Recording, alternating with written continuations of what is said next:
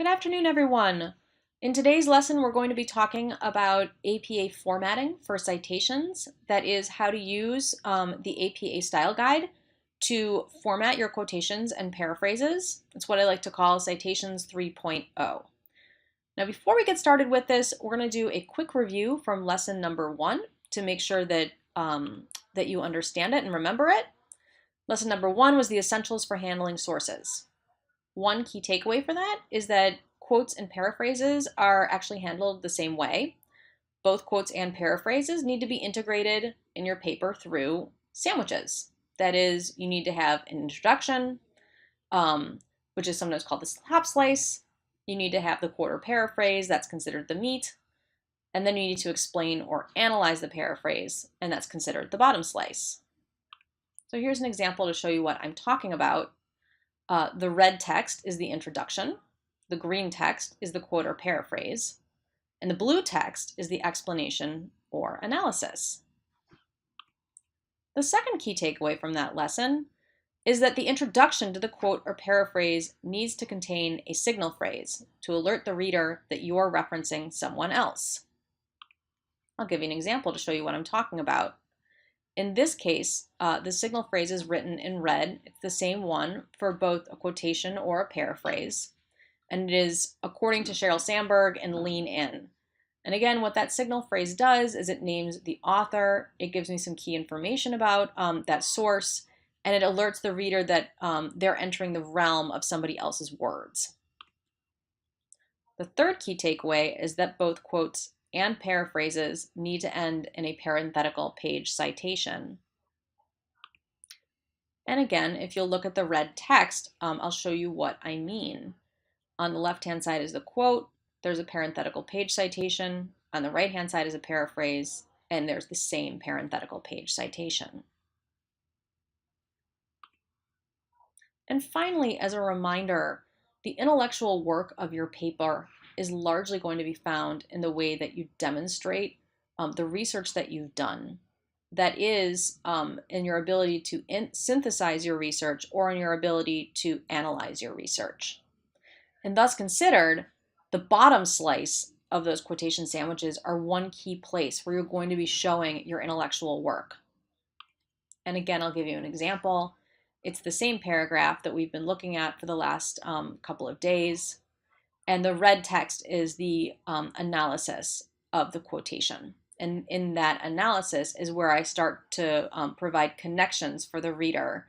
In this case, I would be providing connections between the quotation and ultimately my claim that I'm making in my paper.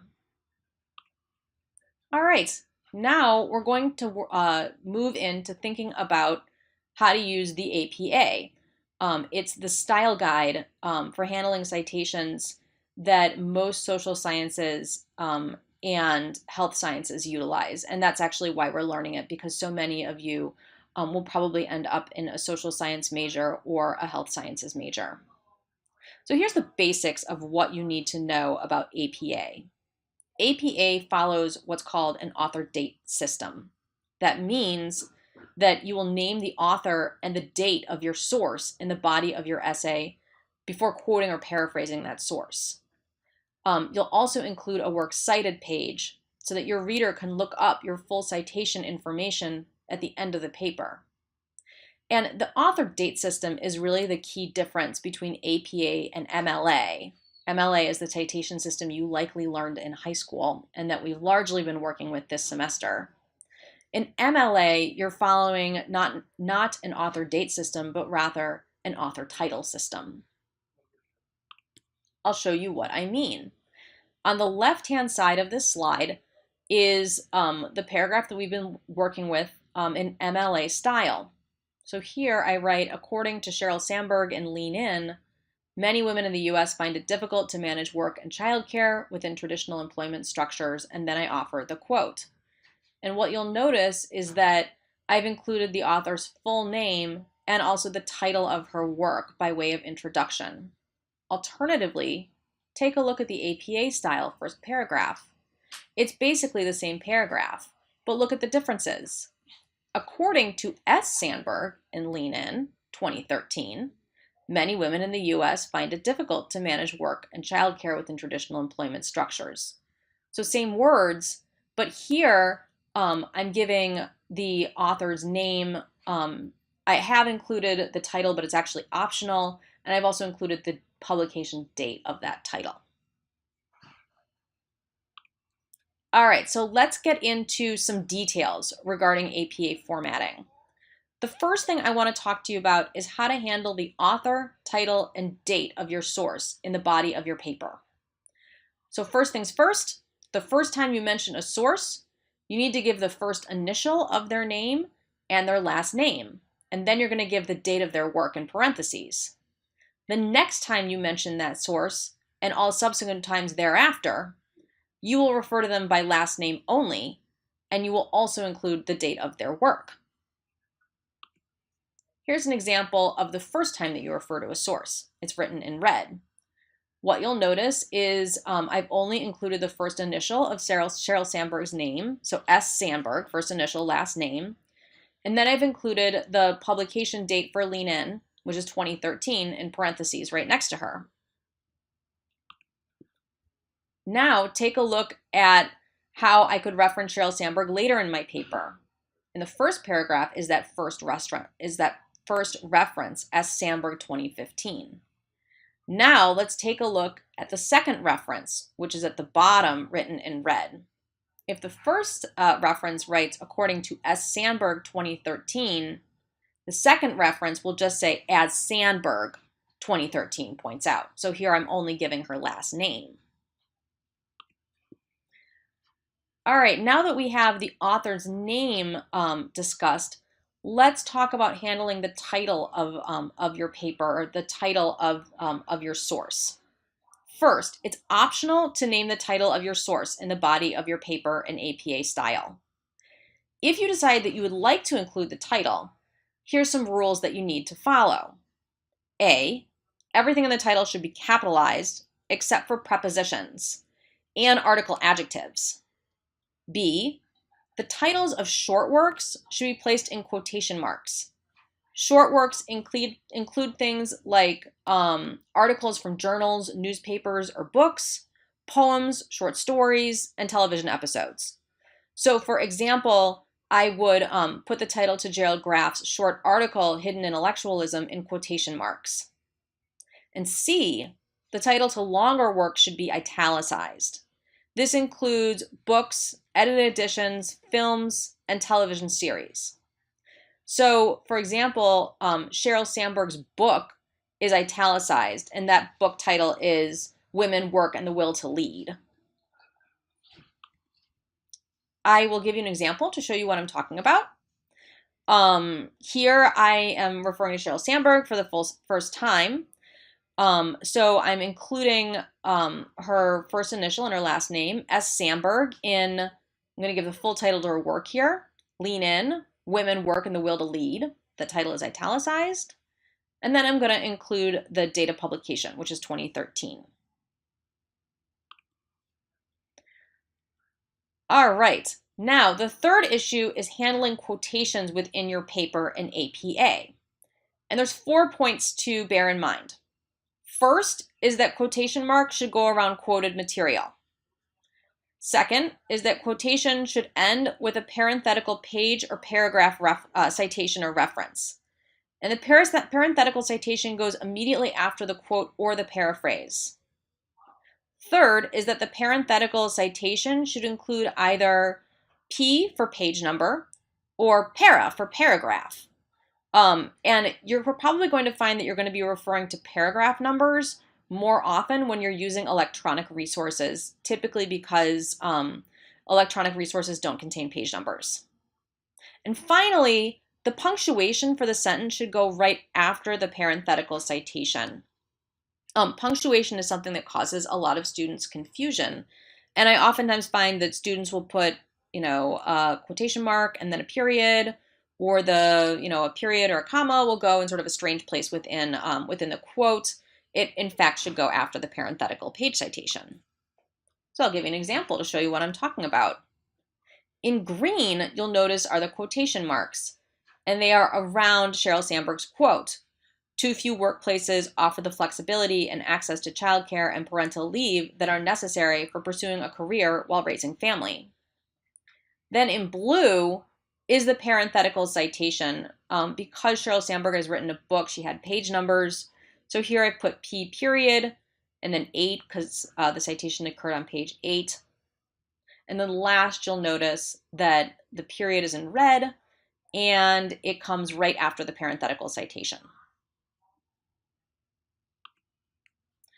Now, there is one special instance that I want to talk about, mostly because students ask me about it a lot, which is how to quote an author who's been quoted in another source, or handling quotations inside of quotations. So here's a general rule, and then I'll show you what I'm talking about. A, try to signal in the body of your paper that you found the quote in another source. B, include quotation marks around the quoted materials. If your quote includes comments from the source author, then put the source's words in quotation marks and the speaker's words in apostrophes. And 3, in your parenthetical citation, put the name of the speaker, if it's not already in the body of your paper, then QTD in, and then the author date if necessary, and the page or paragraph number. This is all a little vague, so let me show you what I'm talking about. I'll give you a scenario. For example, let's say I'm writing essay 3, and I find a great quote from John Villaseñor in Lois Beckett's article, Junk Science Experts Cast Doubt on Widely Cited College Free Speech Survey. This is a quote that's embedded in part of Beckett's quotation. This is what I want to use. Quote, Villaseñor said his survey had been inspired by the increasing trend towards censorship on college campuses in recent years, which included outright censorship and self-censorship. So anywhere that you see quotation marks is actually John Villaseñor speaking. Now, I want to use actually this entire citation, but I'm not really sure how because it involves both Beckett's commentary about John Villaseñor and John Villaseñor's words outright. Here's how I do it. All right, I'm just going to read this to you and then we're going to break it down. This is an example where I'm going to be quoting both Beckett and John Villaseñor. I'm going to use that prior reference that I showed you.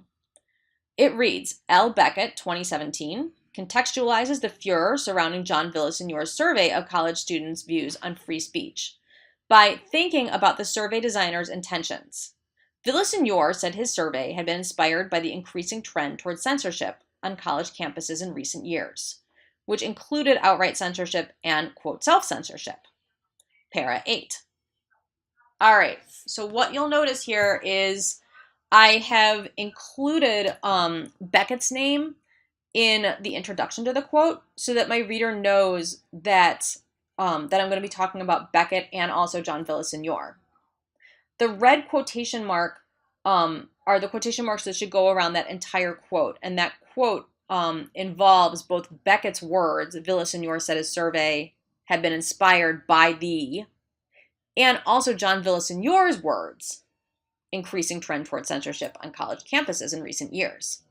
Now, because John Villaseñor's quotation occurs within my quotation, I'm actually just going to put apostrophes around his words. All right? Let me show you another example. Let's say that I want to quote John Villaseñor directly. Now, I want to use the same quote, or I want to use quotes that I've found in Beckett's article, but I don't want to bring in Beckett's commentary. Here's how I'd handle this. And again, I'm just going to read you the paragraph. L. Beckett, 2017, debunks John Villaseñor's widely cited survey by pointing out that the methodology was flawed and the results questionable. Villaseñor's impetus was his belief that, quote, freedom of expression is deeply imperiled, end quote. Villaseñor, quoted in Beckett, 2017, paragraph 4. All right, let's break it down. In red is where I'm trying to signal the source where John Villaseñor's words appear. Then in quotation marks are John Villaseñor's words. These are only his words, not his words and Beckett words together. So because I'm only citing John Villaseñor, I can just put him directly in quotation marks. But I'm going to indicate to my readers that that quote comes from somewhere else. And so I've done that in blue. What you find is I name John Villaseñor, I include QTD in, that means quoted in, Beckett 2017, which is the name of my source and the year it was published, and paragraph 4, which is the paragraph number where the quote appears. All right, now I want to go over sort of the last rule for formatting APA, and that involves handling paraphrases. Again, there's 4 main messages here. 1, paraphrases should be handled exactly like quotations. They should be properly introduced with the author date and a signal phrase. 2, paraphrases should be handled like quotations. They should end with a parenthetical citation that goes immediately after the paraphrase. 3, the parenthetical citation should include either P for page number or para for paragraph. And 4, the paraphrase should be in your own words. Do not patch write. So the first 3 rules on that list were things that we've already talked about. So I actually want to spend a little bit of time thinking about patch writing, because I've probably talked about it in certain students' papers, but you might not really know what it is. To understand patch writing, we first have to understand plagiarism. All right? So let's talk for a moment about plagiarism. First things first, our goal when we write is to be as transparent and honest as possible about the sources that we use. Now, we want to be honest about what language and ideas belong to us versus other writers. Your reader needs to know where your ideas begin and end, and where your source's ideas begin and end. And so we signal these moves, to use an expression from They Say, I Say, through our writing. We signal it through signal phrases, through meta commentary, through quotation marks, through parenthetical citations, through footnotes and endnotes, and through a works cited page. To do anything otherwise is to commit plagiarism. Now, what is plagiarism, you might be asking?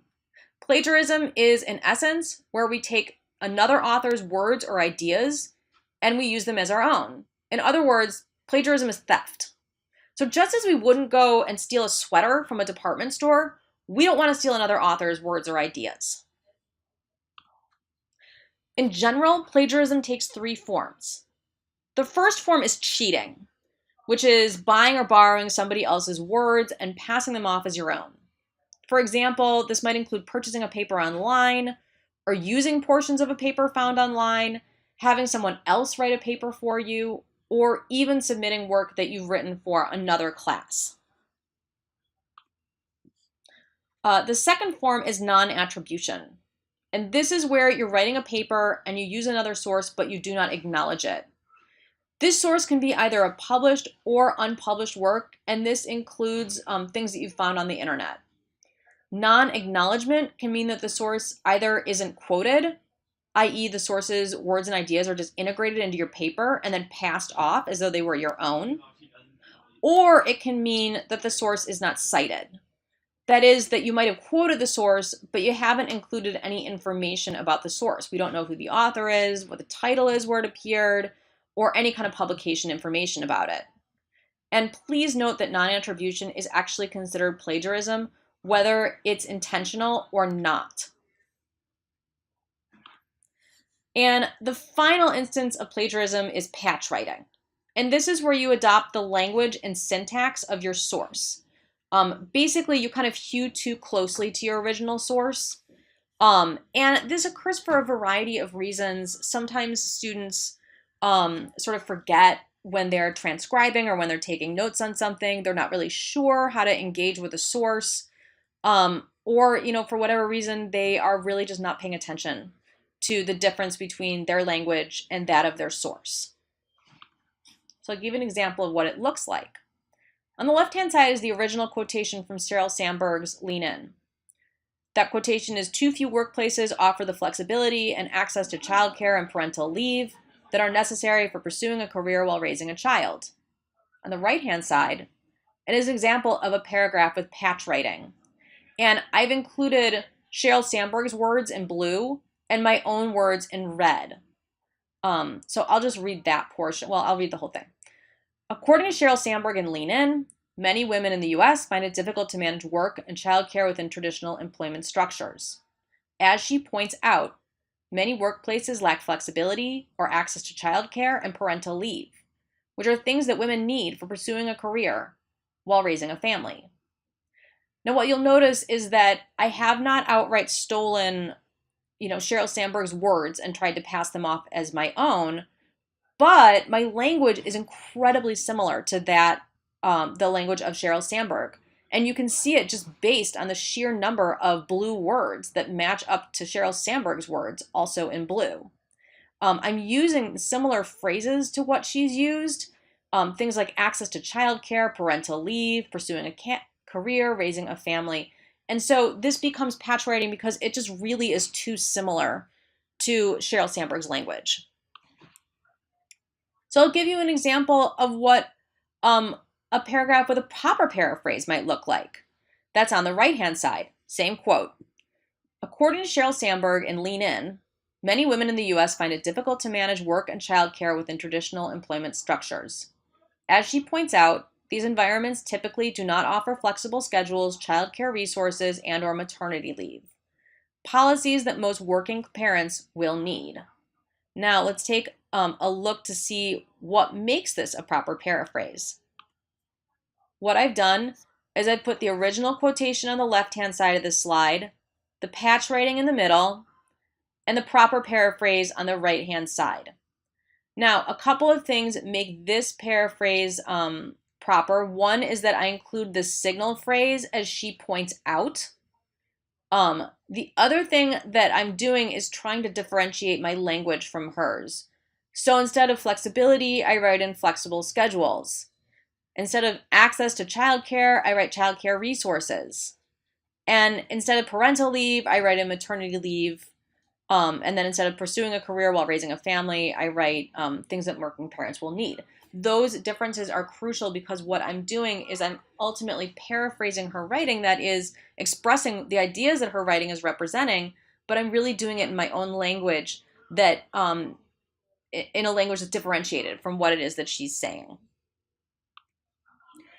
All right, so how are you supposed to handle patch writing when you find it in your own writing? Because typically students will discover that they're patch writing when they go back through their writing and start to notice how similar it sounds to their author. Now, first, I would say be very careful when you're taking notes and when you're paraphrasing authors during the initial stage of drafting, because then you'll prevent a lot of patch writing. But if you found that you've patch written when you've gone back through your paper, what you want to do is revise the patch writing so that you acknowledge your source and you differentiate your writing from that of your source. So you can do that in two ways. One, you can revise the paraphrase that you've patch written so that you use different language. That's what I did in the previous slides. Or two, you can go back and use a quotation in place of the patch written paraphrase. And as a rule of thumb, I encourage students to quote when A, the author's words are really important because they're going to analyze them. B, the author has said something so well that you just can't imagine ever saying it another way, or you're finding yourself patch writing. Or C, you're studying statistics. It's almost impossible to paraphrase statistics, so just quote them. But B is where I oftentimes find that students end up patch writing. And it's where, the author's really said something, they've said it in a really terrific way, they've tried to paraphrase it, and they just haven't been able to do it. In that case, go ahead and quote it. Obviously, there's something about the writing that is such that you want to use the author's own language. All right, so that's it